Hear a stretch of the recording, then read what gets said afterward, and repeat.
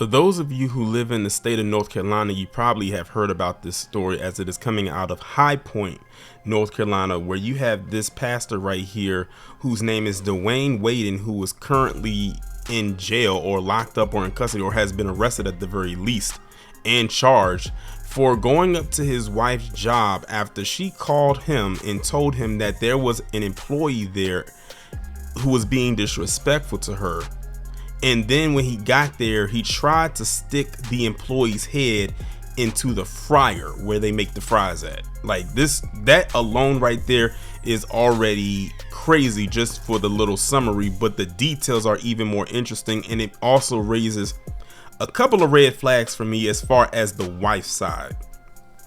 A High Point, North Carolina pastor was arrested last week after allegedly assaulting and attempting to push his wife's co-worker's head into a McDonald's deep fryer, according to police.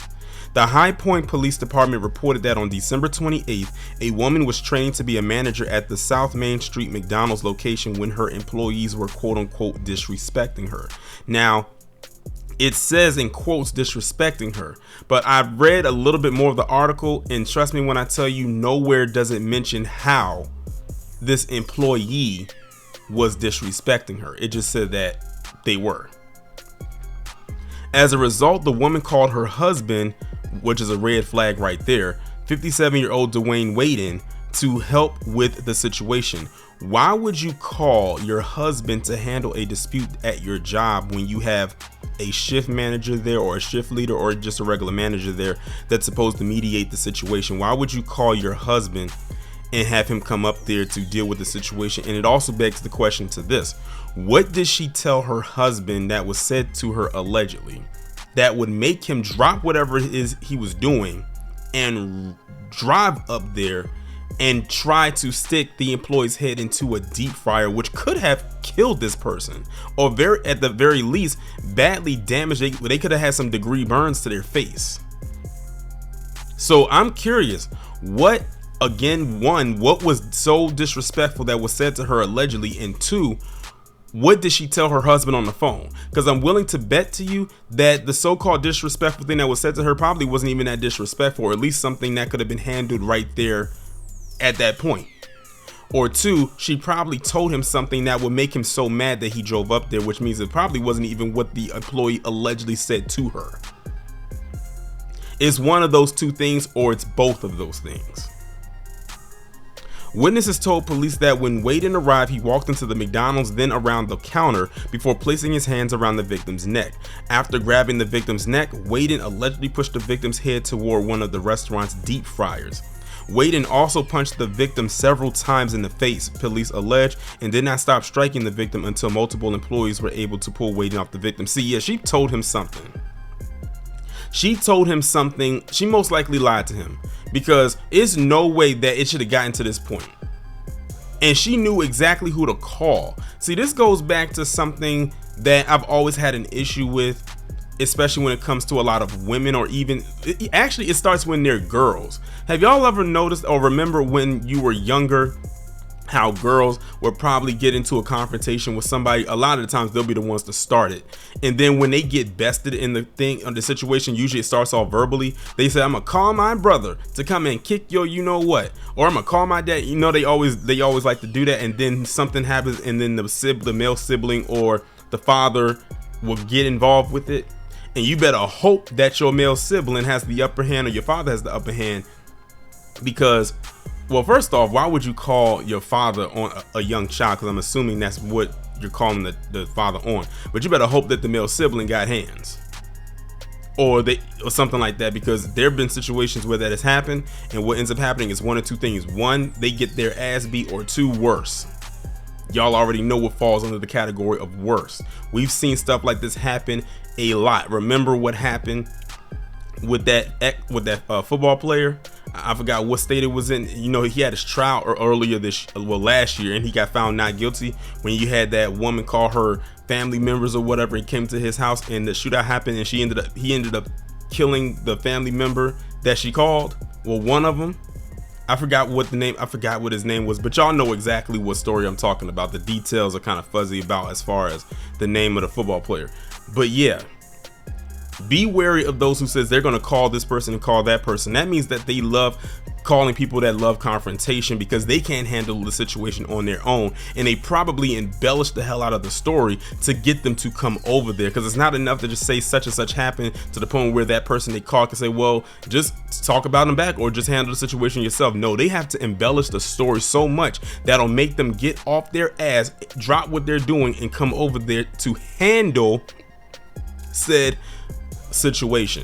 So I'm willing to bet that this woman probably told her husband some inflated story that will be enough for him to come over there. And apparently it was, because he came over there and literally grabbed this person by the neck, started hitting them, and tried to throw their head into a deep fryer of hot boiling grease.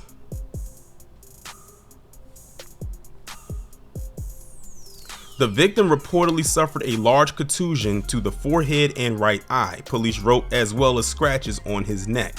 Emergency crews arrived on the scene, though the victim had his family drive him to the hospital instead.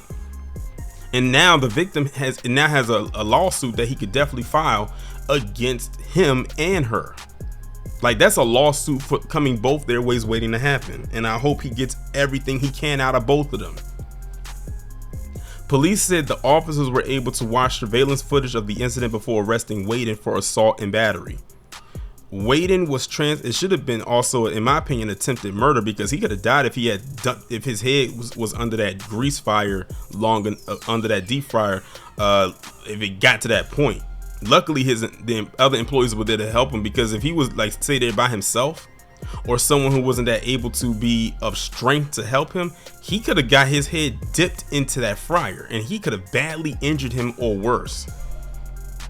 Waden was transported to police headquarters and posted bond in the amount of $1,000. He is due back in court on January 22nd. Waden notes on his Facebook page that he is both a semi-truck driver and a pastor at Elevated Life International Ministries. Well, I don't know what. Well, notice that everywhere for the most part of this article, the wife is pretty much left out of it, except for the part where she said she called him to come up there because some disrespectful stuff was said to her. And again, nowhere in the article did it mention what was so disrespectfully said to her that would make her husband drop whatever he was doing and come up there and do what he did to this employee. Well, again, I truly believe she embellished that entire story to get him to come up there and do what he did and act out the way that he did. And I bet you it was nowhere near what actually happened. If she was even disrespected at all. Like, that's another question I have. Was she even disrespected? It also tells me that this is probably something she probably cried wolf in the past. I wouldn't be in the least bit surprised. Now he's been arrested and charged. He's most likely going to get sued. She's probably going to be fired, which, you know what? I don't feel bad for her. Like I said, I hope the victim sues him and her, because I truly believe she lied. In my opinion, I'm gonna just come right out and say it. Do people actually get disrespected on the job? Hell yeah.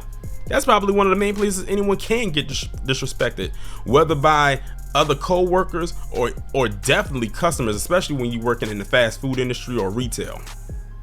Those are probably the two top places where you can get disrespected by a customer, as we've seen in various videos online. But I truly believe that she embellished the hell out of that story for him to come up there and do what he did, because it should have never gotten to that point. You should never call your spouse to handle a situation that's at your job. That is the job of the manager and the shift leader or whoever it is that is over there, that is in charge.